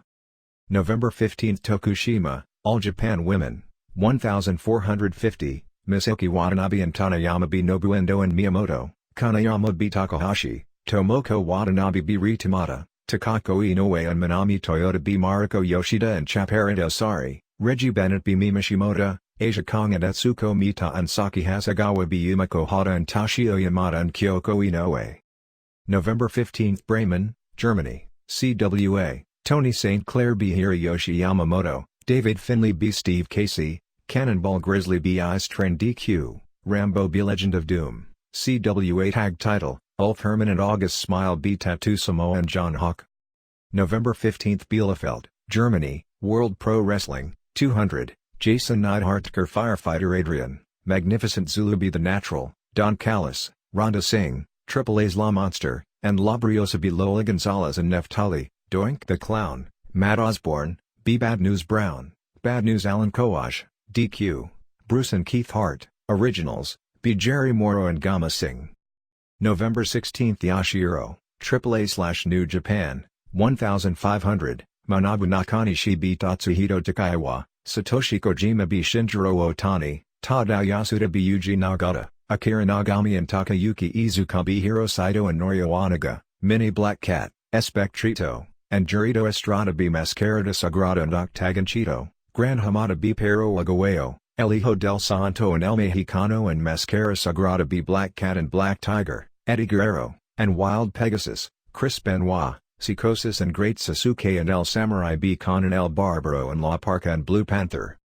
November 16 Tokyo Korakuen Hall, EVA, 1750, Aguila Negrabi Yoshihiro Tajiri 1 star, Miguel Perez B. Johnny Gomez 1/4 1 star, Silver King and El Texano B. Super Astro and Takashi Okano 3 3/4 stars, Lights Out Match, Leatherface B. Hiroshi Ono 2.5 stars, Dick Slater B. Shoji Nakamaki 1/2 1 star, Arias Hair vs Losers Leave Town for 60 Days in Barbed Wire Barricade Match, Terry Funk and Nobutaka Araya B. Headhunters 4 1/4 stars. November 16 Evansville, Indiana, USWA, Tommy Rich B. Moondog Rex, Phantom Tragedy B. Sean Casey, Doug Basham B. Phantom Sorrow, Street Fight, Doug Gilbert B. Buddy Landell, Moondogs B. Rich and Gilbert DQ. November 16 Bremen, Germany, CWA, Franz Schumann B. Tattoo Samoa, John Hawk B. Wolfgang Lenker, Ulf Herman B. Legend of Doom, Street Fight, Tony St. Clair B. David Finley, August Smile B. Cannonball Grizzly DQ, Rambo and Ice Train B. Danny Collins and Hiroyoshi Yamamoto. November 16 Ybor City, Florida, ICWA, Freight Train B. Flamboyant Phil, Jim Magnum D. Buck Quartermain, Dominique Jasmine B. Miss Linda, Chris Nelson B. Koji Kanemoto DQ, Southern Outlaws B. Navy SEAL and Dennis the Menace. November 17 Red Deer, Alberta, WWF, Bushwhackers B. Well Done, IRS B. Duke Trees, Bob Backlund B. Atom Bomb, Lex Luger B. Tatanka Core, Portuguese Manowar, PJ Walker, B. Brooklyn Brawler, Steve Lombardi, IC Title, Razor Ramon B. Owen Hart, Casket Match, Undertaker B. Yokozuna.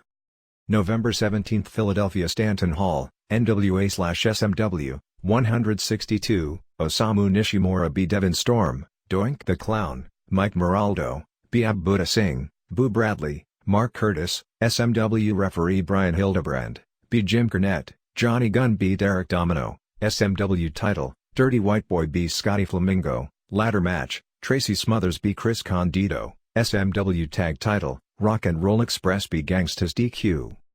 November 17 Sasebo, AAA/New Japan, 2000, Satoshi Kojima B. Tatsuhito Takaiwa, Hiro Saito B. Yuji Nagata, Akira Nagami and Takayuki Iizuka B. Tadao Yasuda and Manabu Nakanishi, Mascarada Sagrada and Octagon Cheeto B. Mini Black Cat and Jurito Estrada, Norio Oniga D. Pero Aguayo 30 minutes, Conan El Barbaro and Psychosis B. Shinjiro Otani and Wild Pegasus, Black Cat and Black Tiger B. Great Sasuke and Mascara Sagrada, El Samurai and El Hijo del Santo and El Mexicano B. Gran Hamada and La Parka and Blue Panther. November 17 Yokohama, EVA, 3,800/papered, Super Astro B. Takashi Okano 3 stars, Aguila Negrabi Yoshihiro Tajiri 1 1/4 stars, Silver King and El Texano B. Miguel Perez and Super Astro 3 1/4 stars, Barbed Wire Chain Death Match, Shoji Nakamaki B. Hiroshi Ono 1/2 1 star, Cage Match, Terry Funk B. Leatherface 1 1/4 stars, EVA Tag Title Tournament Final, Headhunters B. Dick Slater and Nobutaka Araya 3 stars. November 17 Bremen, Germany, CWA, Hiroyoshi Yamamoto B. Franz Schumann DQ, Cannonball Grizzly B. Wolfgang Trenker, Tony St. Clair B. Danny Collins, Rambo D. David Finley, Ice Train B. John Hawk DQ, Ulf Herman and August Smile B. Tattoo Samoa and Legend of Doom. November 18, Jim Thorpe, Pennsylvania, ECW, 175, Mikey Whipwreck B. Steve Richards, 911 B. Hack Myers and Dino Sendoff, Tommy Dreamer B. Tommy Cairo, Kevin Sullivan NC Tasmaniac, Sabu B. Cactus Jack, ECW Tag Title, Public Enemy NC Ron Simmons and 2 Cold Scorpio. November 18, Pleasantville, New Jersey, NWA/SMW, 100, Cousin Luke B. Abbuda Singh, Johnny Gunn B. Doink the Clown, Al Snow B. Devin Storm, Tracy Smothers B. Chris Condito DQ, SMW Tag Title, Rock and Roll Express B. Gangstas DQ.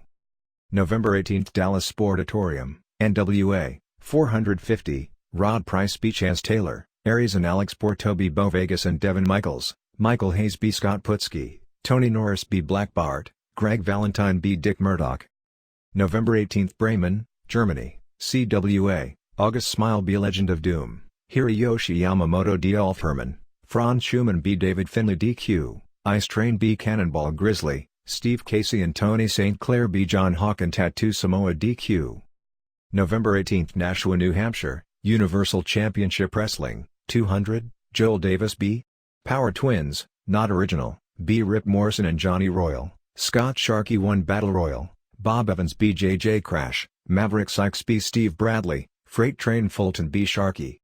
November 18, Rossville, Georgia, TriStar Wrestling, Billy Montana B. Dr. Feelgood, Richie Dye B. Johnny Blaze, The Nightmare and Frankie Lee B. Jimmy Sharp and Big Tiny, Roger Sartain and Joel Travis B. John and Bubba Humphreys, Feelgood 1 Pole Battle Royal. November 18, Wabash, Indiana, Indiana Championship Wrestling, 185, The Professor B. Casanova Kid, Billy Joe Eaton D. Lightning Rod, Cousin Bubba B. Ronnie Vegas DQ, Quicksilver B. Max Powers, T-Rex DDQ Bounty Hunter, Shadow Ninjas B. Lightning Rod and Powers. November 19, Tokyo Korakuen Hall, All Japan, 2100 Sellout, Tsuyoshi Kikuchi B. Kentaro Shiga, Dory Funk and Johnny Smith B. Masao Inoue and Yoshinari Ogawa, Rusher Kimura and Mitsuo Momota B. Mighty Inoue and Haruka Eigen, Abdullah the Butcher and Giant Kimala 2 B. Tamon Honda and Ryukaku Izumida, Steve Williams and Johnny Ace B. Danny Spivey and Jim Steele, Giant Bob and Stan Hansen B. The Eagle and the Falcon, Toshiaki Kawada and Akira Tao and Masafuchi B. Junaki Yama and Takao. Amori and Satoru Asako 2715, Mitsuharu Masawa and Kenta Kobashi B. Dan Crawford and Doug Furness 2143.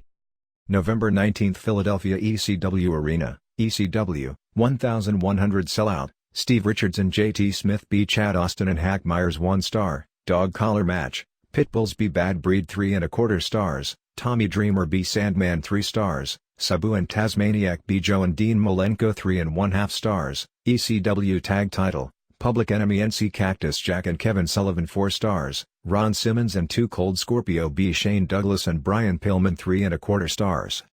November 19, Cherry Hill, New Jersey, NWA/SMW, 625, First Round NWA Tournament, Tracy Smothers B. Devin Storm, Eddie Gilbert B. Johnny Gunn, Chris Condito B. Al Snow, Dirty White Boy B. Jerry Lawler DQ, Lou Perez D. Osamu Nishimura, Non Churney, Inferno Kid B. Mr. Motion, Scotty Flamingo B. Doink the Clown, Mike Moraldo, Second Round, Smothers B. Gilbert, Condito B. White Boy, SMW Tag Title, Rock and Roll Express B. Gangstas DQ, Tourney Final, Condito B. Smothers to become NWA Champion.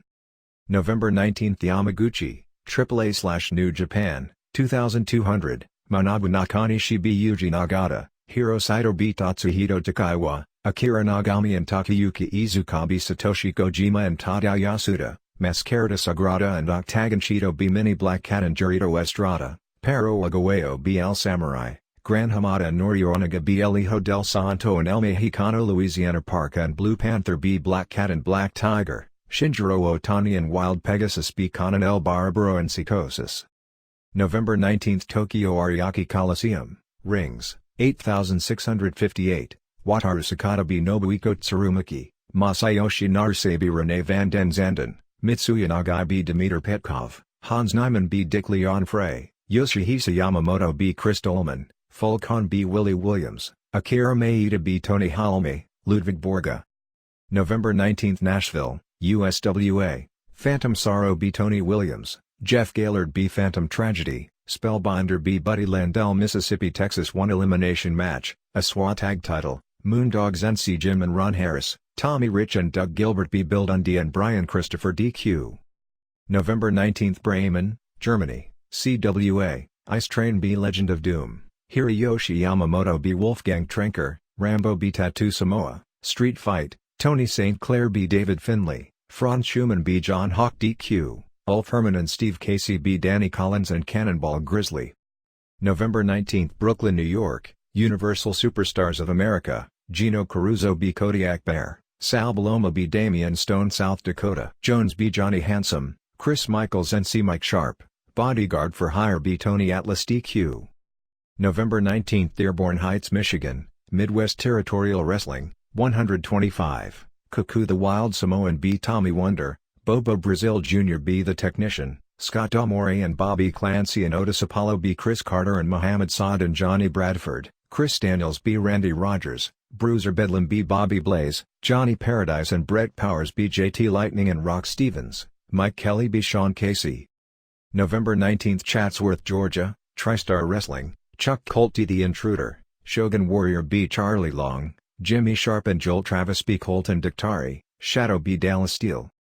November 20 Tokyo Korakuen Hall, All Japan, 2100 Sellout, Masao Inoue B. Kentaro Shiga, The Eagle and the Falcon beat Tsuyoshi Kikuchi and Satoru Asako, Jim Steele B. Mighty Inoue, Rusher Kimura and Yoshinari Ogawa and Mitsuo Momoto B. Masafuchi and Haru Kaigen and Ryukaku Azumida, Dan Crawford and Doug Furnace B. Dory Funk and Johnny Smith, Giant Baba and Stan Hansen B. Abdullah the Butcher and Giant Kimala 2, Toshiaki Kawada and Akira Tao B. Junaki Yama and Takawa Mori, Steve Williams and Johnny Ace and Dan Spivey B. Mitsuharu Misawa and Kenta Kobashi and Tomoe Honda.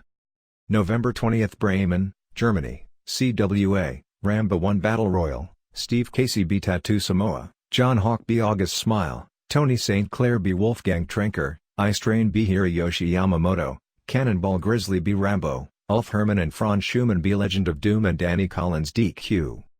Special thanks to Steve Dr. Lucha Sims, Jeffrey Cohen, Bill Needham, Gary Woronchuk, Peggy Watkins, Dave Shearer, Brian Hildebrand, James Haas, Oliver Holman, Mike Rivers, Peter Jedlixa, Dave Prozik, Timothy Walker, Idean Baramani, Dan Paris, Joel Colesrud, Jesse Money, Brian Last, Scott Decker, Chuck Langerman, Dom Valetti, Shannon Rose MLL. It appears that the top 4 in draws for this group, Miguel Perez, Ricky Santana and the Headhunters, are done after a split between promoter Paco Alonso and foreign booker Victor Quinones of EVA. Apparently several agreements had been made between the two aside from booking fees, which resulted in Perez agreeing to lose his hair a few weeks ago in return for Ultimo Dragon giving up his UWA middleweight title to Super Astro before the November 13 start of their recent tour, who works for EVA in Japan. Eventually Astro would drop the title in EVA, although not right away, and the belt would become one of EVA's regular world titles. However, Dragon didn't drop the belt to Astro, and instead, after winning the NWA middleweight title in a unification match on a war show in Japan from Corazon de Leon, vacated the title, and Quinones felt double-crossed and pulled Santana and Dave Cannell, Dave Sierra, who was working as the masked El Boricua in the tag team tournament, home and ended relations and will attempt to regain relations with the dying UWA.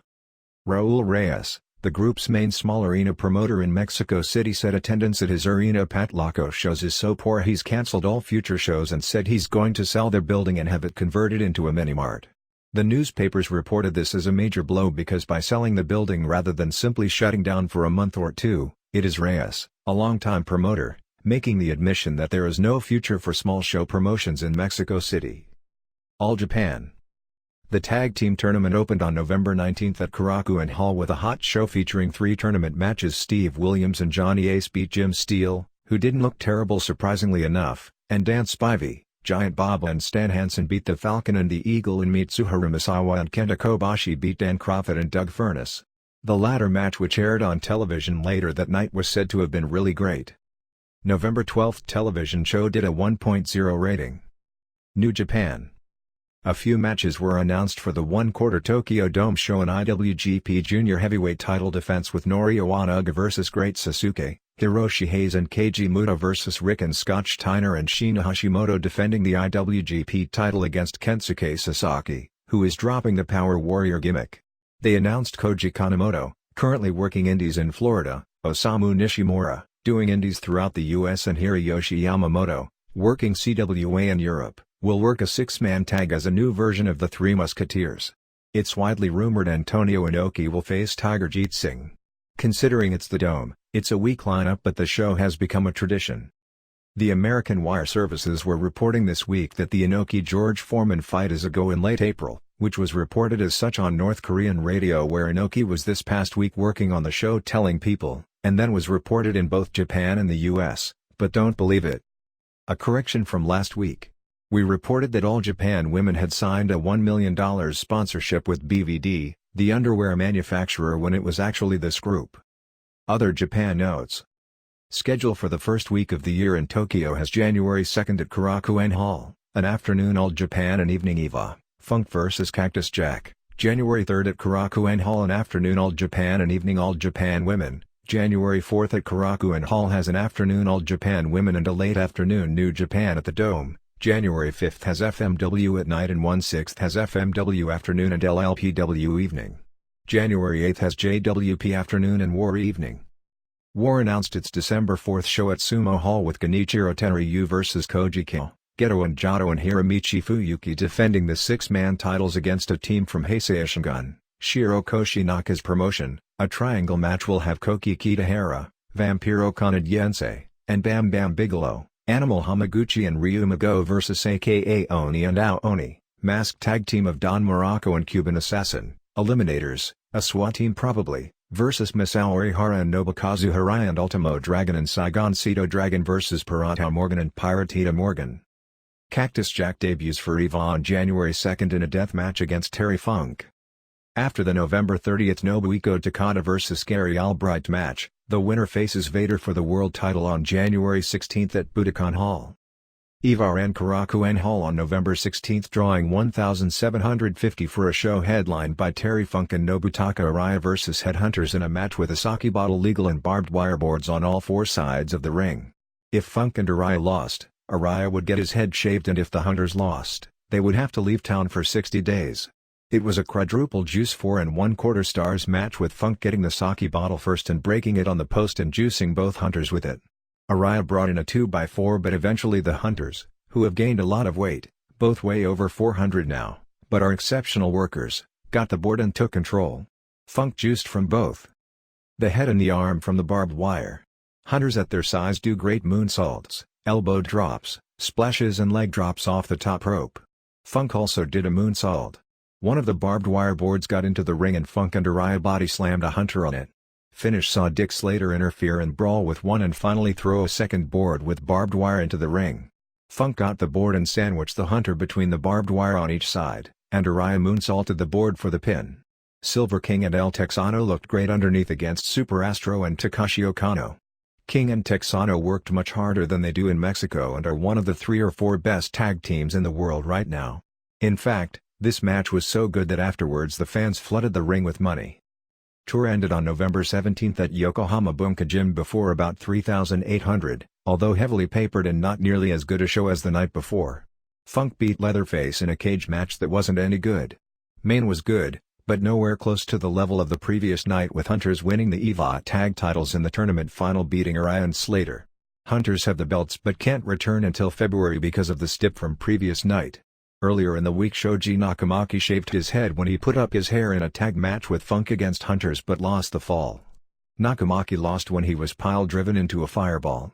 Group's next big show is December 13th in Matsudo with Leatherface 1 and 2, Rick Patterson and Mike Kirchner, versus Nakamaki and Hiroshi Ono in a double hell death match with barbed wire boards on 2 sides and a bed of nails on the other 2 sides. There was a lot of news in the papers this past week because UWF I's Yoji Angio held a press conference challenging Rickson Gracie, saying he could beat Gracie in less than 1 minute. Funk also did his own grandstand challenge, offering a $500,000 check to Atsushi Onita if he showed up for a street fight on November 17th in Yokohama, but of course Onita didn't appear at the show. Dan Severn is definitely going to work the UFC show despite UWF I not wanting him to do so. Maurice Smith, the former world heavyweight kickboxing champ, has joined Pancrase and will be in their world title tournament that starts December 16th. JWP has a tour of China booked for next year. Rings ran on November 19 at Tokyo Ariake Coliseum, drawing 8,658 fans to see Akira Maeda make Tony Halme submit to a half crab in an uninspired 6:21. Rings seems to have gone way downhill over the past 2 years. Maeda is still a star and obviously has drawing power, but he's not hot anymore, and there was nothing on the card that was all that good. Maeda didn't even get that big a reaction upon winning, as the best reaction came when Yoshihisa Yamamoto scored a major upset on Chris Dolman. ASWA.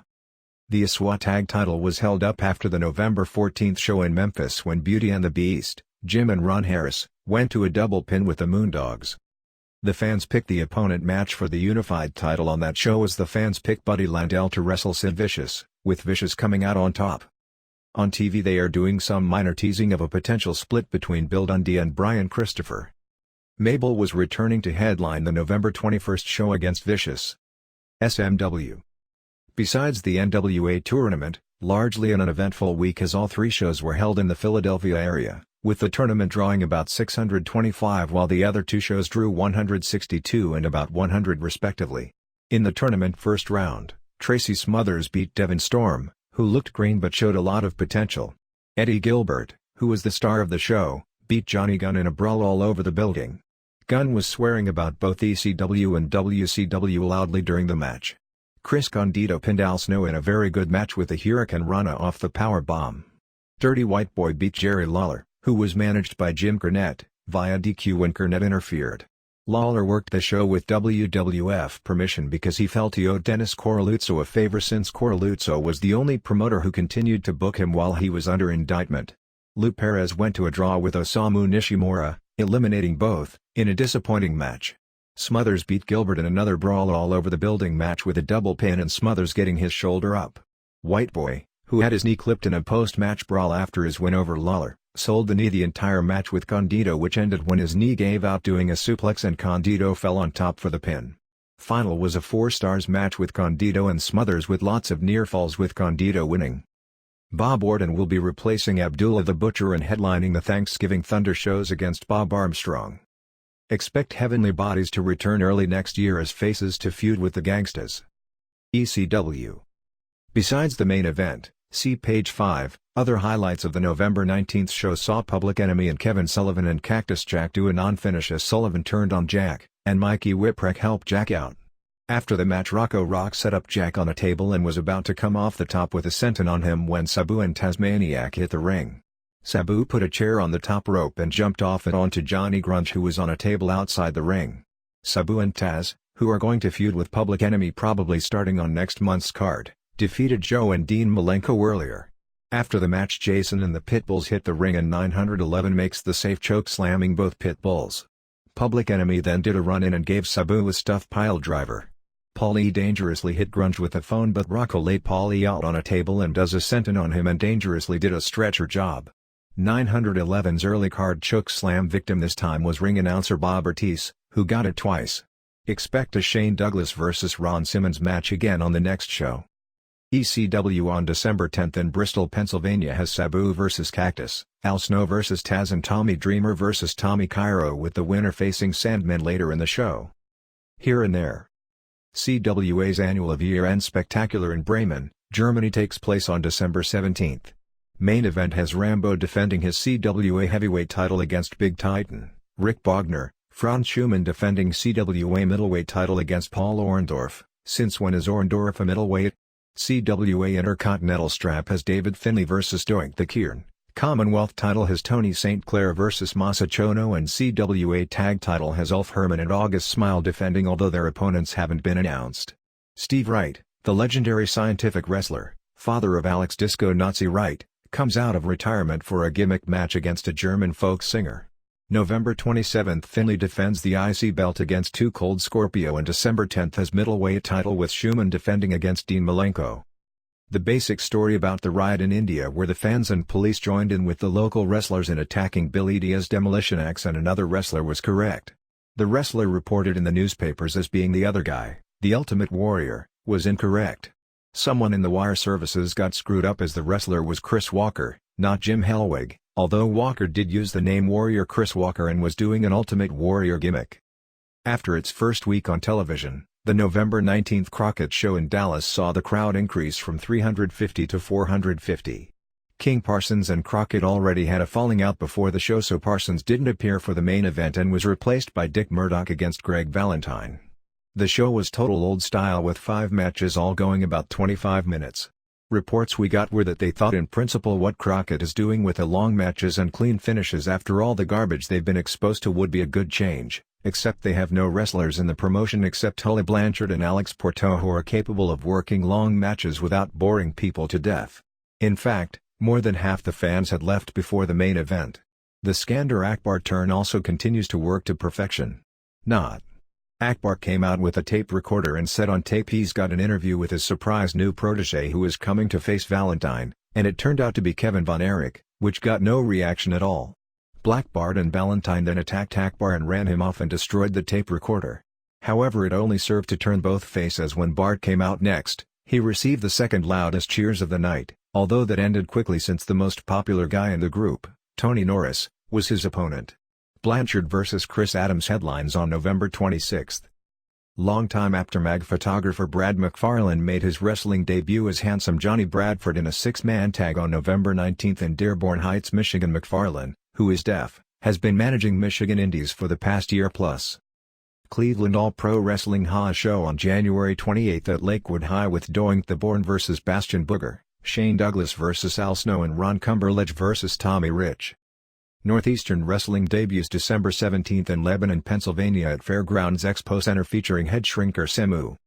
All-Star Wrestling has dates December 3 in Brunswick, Georgia, Jake Roberts vs. Super Vader aka Sal Corrente plus Tom Zenk, December 10 in Hazelhurst, Georgia, Roberts vs. Vader plus Zenk, and 1/7 in McRae, GA with Jim Steele vs. Kimala plus Rob Van Dam. New England Pro Wrestling on December 17 in Clinton, Massachusetts at St. John's Gym. Several Calgary area wrestlers such as Bruce and Keith Hart, Jerry Morrow, Gama Singh, Bad News Allen and Rhonda Singh are touring Germany for World Pro Wrestling. Stu and Helen Hart were at ringside during the show and received big pops and signed a lot of autographs, while Wayne Hart refereed. AAA. Pero Aguayo won the IWC World Heavyweight title from Conor on November 13 in Juarez. Don't have anything else in the way of details on the match or show, although it was a television taping. Galavision over the weekend aired the November 4 show in Mexicali. WCW.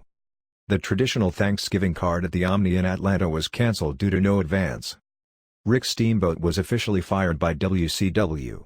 His contract, which would have expired at the end of the year, was dropped at the end of its cycle since he wasn't going to be able to return by the end of his contract after suffering the injury which is career-threatening. What a wonderful company, huh? They did a live show on November 20 which from all reports was terrible. The entire show was plugging the 900 call-in line which ended up with a Sting vs. Avalanche match with a DQ finish when the other Faces of Fear interfered. WCW Saturday Night on November 12 did a 2.0 rating, while Main Event did a 1.7 and Pro a 1.5. We are at the time of the year where these numbers should start inching upwards just due to the regular seasonal variation, so don't take what may seem like a significant rise as indicative of anything unless it's up compared to the same period 1 year ago. Neither Hulk Hogan nor Randy Savage are going to work the regular house shows in January with Sting vs. Avalanche and Vader vs. Duggan as the main events. Hogan hasn't signed his deal, although it's inevitable. Don't know about Savage, although he was in the office negotiating on November 14. WCW sent out a major marketing survey asking numerous questions regarding wrestling, ranging from what fans are interested in, what they think of Hulk Hogan, and listed just about every name wrestler in the US and asked fans how interested they are in them. Besides guys who have worked regularly in WWF and WCW over the past year, they included, for whatever reason, Jushin Liger, Great Muta, Tommy Rich, Road Warriors, Jake Roberts, Sabu, and Papa Shango. WWF. This is being written just before Survivor Series. Aside from the expected debut of Kensuke Shinzaki, although we don't know what name or gimmick. Shinzaki wrestles for Michinoku Pro, which is a Japlucha-style promotion. He's very athletically talented, but who knows how much they'll let him show in a heel role. Don't know anything else for sure, although rumors are running wild about Jim Hellwig returning. The WWF mag hints at an ultimate surprise coming and even mentioned Warrior in a dream match sequence regarding Bob Backlund. After Survivors they're running a team shows with Backlund vs Bret Hart, Undertaker vs IRS and Shawn Michaels and Diesel vs Head Shrinkers. Problem is, if they have a real steroid policy, and they do, with loopholes but it's very real, Jim Hellwig is not Ultimate Warrior. He's Brian Pillman, but without any talent. Dan Kroffat and Doug Furnas have a meeting about coming in scheduled for after the tag journey. Several of the key guys like Lex Luger and Undertaker have to fly all-nighter out of San Antonio on Wednesday to be in the early morning Thanksgiving Day Macy's Parade in New York. They aired the Survivor Series preview show on November 20th, down to 1 hour instead of the 2 hours